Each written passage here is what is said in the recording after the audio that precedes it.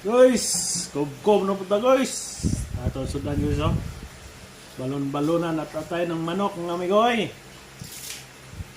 Partner lang na to nagkamote amigoy. Daog na to grabe amigoy. Sinamak na to amigoy oh.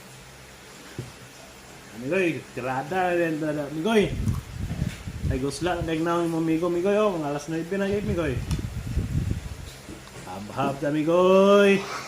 Go day mga amigoy, for today's video amigoy, magluto tayo ng balon-balonan at atay ng manok mga amigoy. Samahan nyo ako amigoy.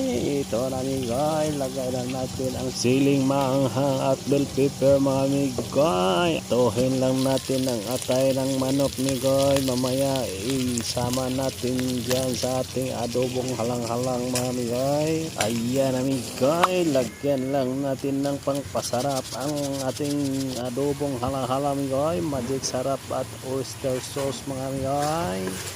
Dos mikos lang natin konti dyan mga amigoy. Ito na amigoy, malapit na lumabas ang hula mga amigoy. At ayan na mga amigoy, lagay na natin, pinirito natin atay amigoy.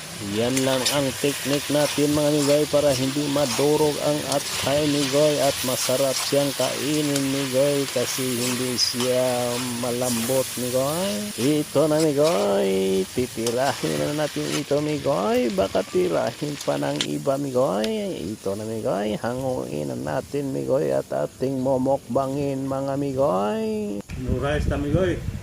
Ano lang atong hapon kaon o mga ning balon-balonan at tayo ng manok migoy. Rami yung na migoy. Migoy ah. Kamuti. Toka. Atay. Thank you for watching mga amigoy.